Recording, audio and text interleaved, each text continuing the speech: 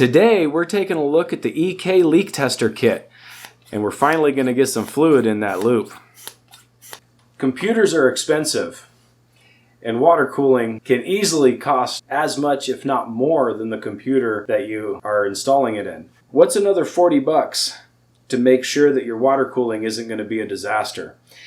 Today I'm looking at the EK leak tester kit. We're going to use this to pressure test the system that we finished last week, and we're going to get this thing full of fluid. So to start out with, what we do is disconnect the pump. This leak tester is basically just a gauge with a little bicycle pump. This literally is a bicycle pump. You could probably pump up some tires on an actual bicycle with this. I wouldn't recommend it. It would probably take a really long time, but you could do it.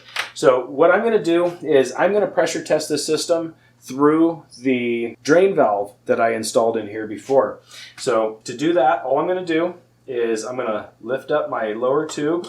I'm going to pull this out like this. I'm going to open the valve up and take my cap off of the bottom.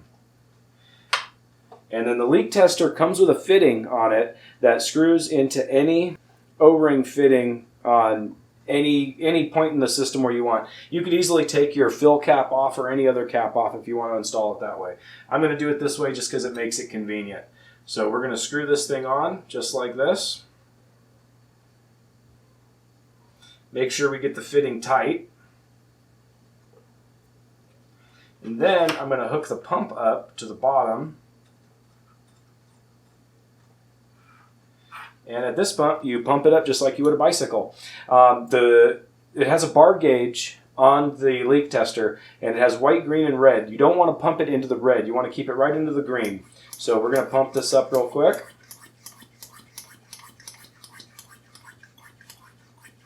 And I got it right in the middle of the green. All right. So now what you're going to want to do is you're going to want to leave this for about 15 minutes and make sure you don't lose any pressure during that time. So I'm going to give it 15 minutes and I'll be right back. 12 seconds later. Now it hasn't been 15 minutes yet, and the reason why I'm back a little bit early is because I'm losing pressure. So that shows that I have a leak somewhere. However, I already figured out what it was. So there was one step I forgot to tell you before I started this, and I'm going to show you that now. What I did is when I pumped this up, I left the valve to the pump open. So what I'm going to do now is I'm going to pump this back up right into the middle of the green, just like it was. And now I'm going to close this valve right here. And now I'm going to give it another 15 minutes. But this is exactly why this pressure tester is important, because if this happened to be a leak somewhere in the system, it could have been catastrophic. You know, you don't want water spraying all over your parts. So this right here will help to solve any mistake that you could have possibly made if you would have left a cap off somewhere. So rather than filling the system and have water blowing out onto some component somewhere that costs you a lot of money, $40 leak tester, and all your problems are solved. So I'm going to give this 15 minutes and I'll be right back. 11 minutes later. All right, it's been 15 minutes and we haven't lost any pressure, so we're good to go. So what I'm going to do now is I'm going to disconnect the pump. I'm going to open the valve right here and then just use your fingernail to just let the air pressure out. And now we can pull the leak tester off the system.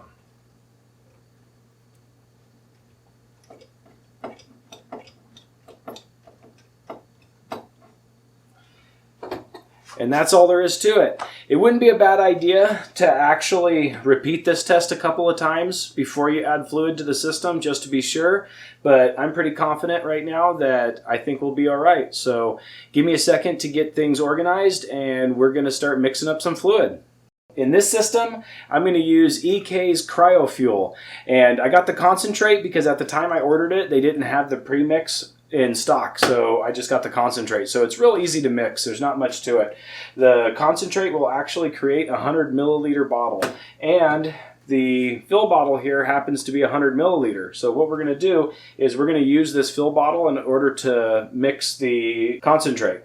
So what we need to mix it with is distilled water. What you don't want to do is don't put tap water inside your system. It has to be distilled water or a premix of some kind. So what we're going to do to start out with is first I'm going to put a little bit of distilled water into the bottle itself. So I'm probably going to only fill it probably about a quarter of the way.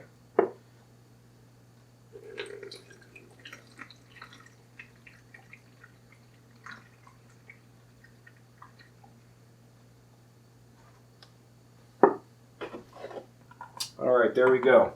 And now I'm going to add the CryoFuel concentrate to the bottle itself.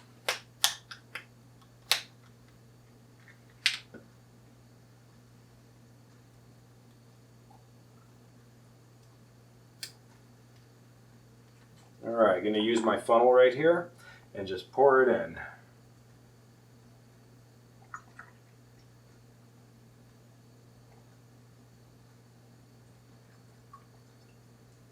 Now what we're going to do is now we need to fill the bottle all the way to the top with some more distilled water. So we're going to do that right now.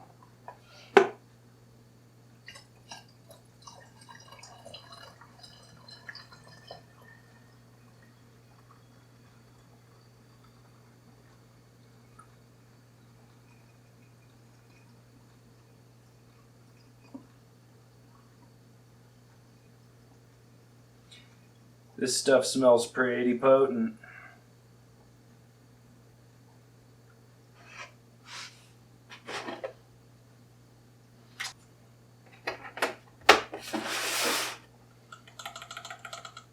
And now we just need to mix this bottle up,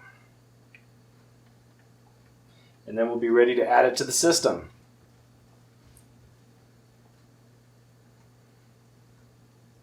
All right, what I'm going to do is I'm going to put my finger over the end of the hose right here and then just shake it to kind of get it real stirred up here.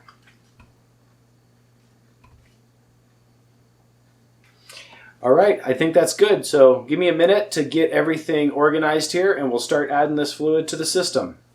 So even though we leak tested the system, there's still one more step that we should take. It wouldn't be a bad idea. What you do, and this is another step that you can actually take if you don't have that pressure tester.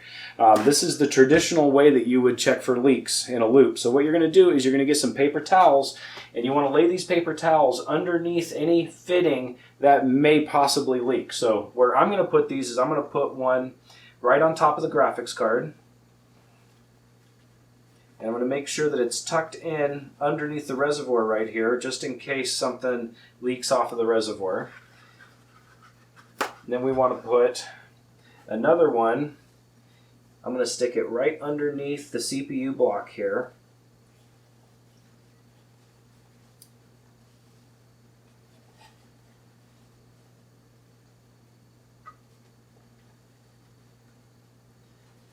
And make sure that you get these things real tight. Now, when we're bleeding the system here, we're actually not going to be powering the system up. We're only going to be running power to the pump, and that's it. So there won't be any power going to any of the components in the computer itself. So that will actually, even if something did leak during this process, we could dry it all off. We would have to wait, a day or two for everything to get completely dry before we actually put power on it. So what I'm going to do now is I'm going to put another one right underneath the radiator here.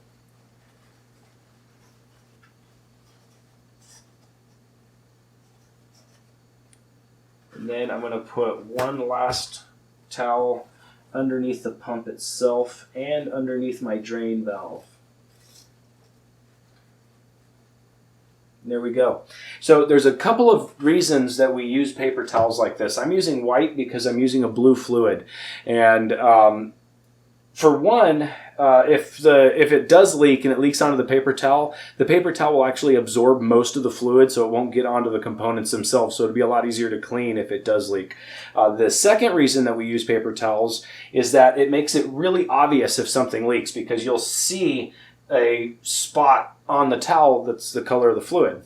Okay, the way we're going to apply power to this thing is we're actually going to use a another power supply. I'm not going to use the power supply inside the computer because it's just inconvenient to unplug it, and I have these things laying around all over the place.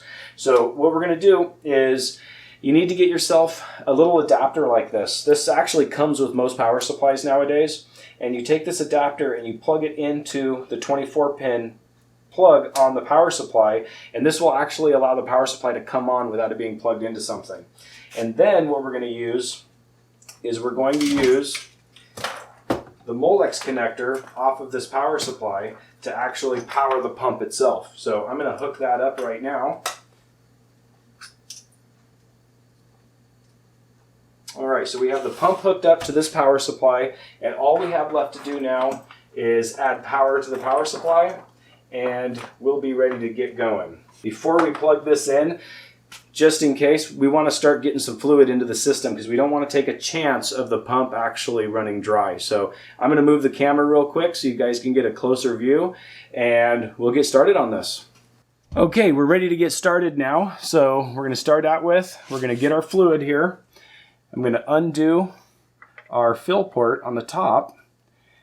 We're going to use this hose, and we're going to put the hose right up into the fill port, and we're going to start filling up the reservoir here. So all you do on this bottle is you just squeeze the bottle real slow, and it will actually fill up the reservoir.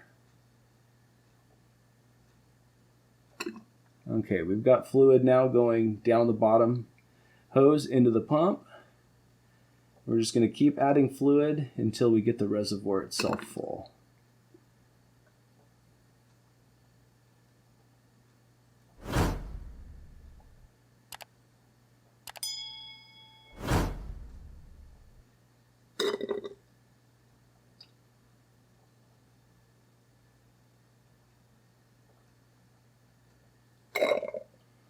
Okay, so I'm going to stop right there. And now what we're going to do is we're actually going to power up the system, and we don't want the pump to run dry. So we're going to power the system up, and we're going to watch the reservoir, and as the reservoir drops, we're going to stop the power to the power supply right away so it doesn't run the pump dry. So we're going to start that right now. And here we go.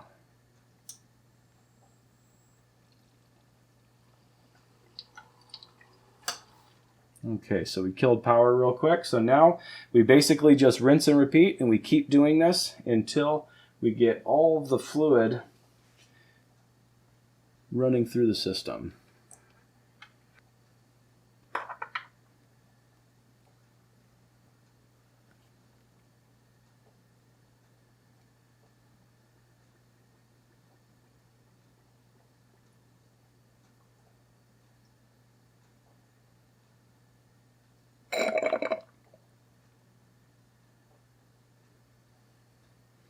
And let's hit power again.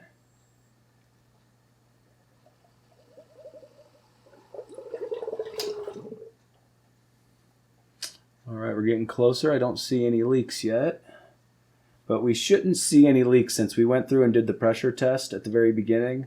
It should be all right.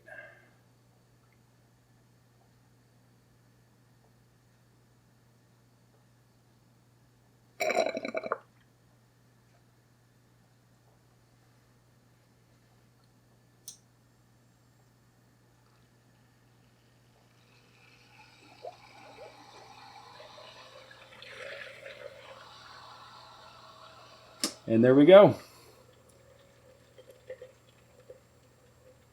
It's looking good, so I'm going to top this off now.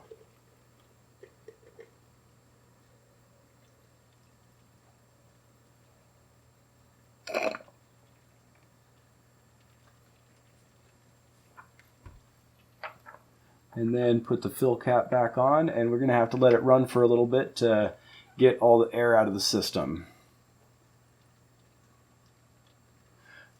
All right, looks good. So let me reset the camera real quick, and I'll be right back.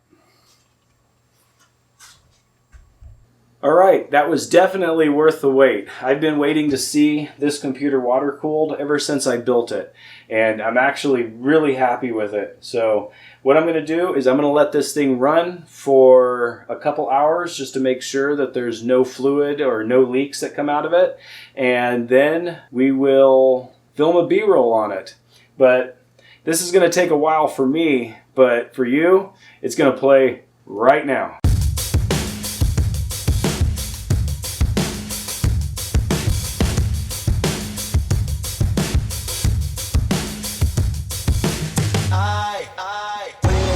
Someone to save. I wanna tell you something new. You drove us both into a wall. I drive away into the night, and I contemplate for a while. Don't you think for the people that testify back my stumbling sooner than this?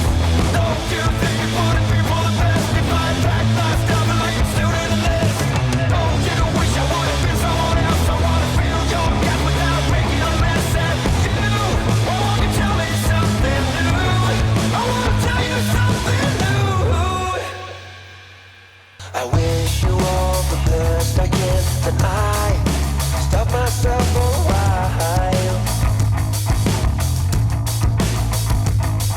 I'm saying things I don't believe. The panic's rising up in you.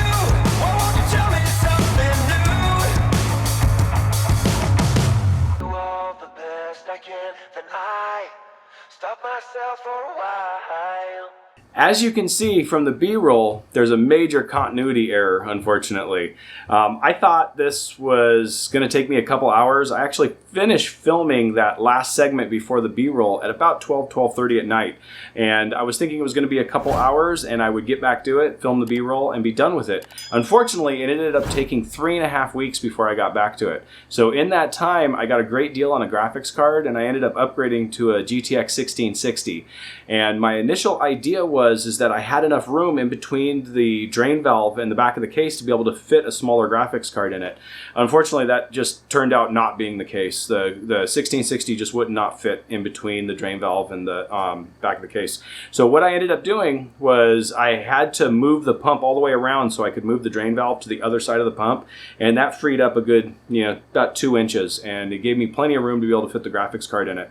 So it's running great now. I had to replumb it a little bit, but other than that, it works really well. Ever since I upgraded the graphics card, I've been gaming on it. I've played several games, even got GTA 5 working in Linux. Honestly, I think it works better than it does in Windows. But anyway, if this video was helpful to you, then please like the video and don't forget to subscribe to my channel. And also hit the bell icon so you can be notified of future videos. Thanks again.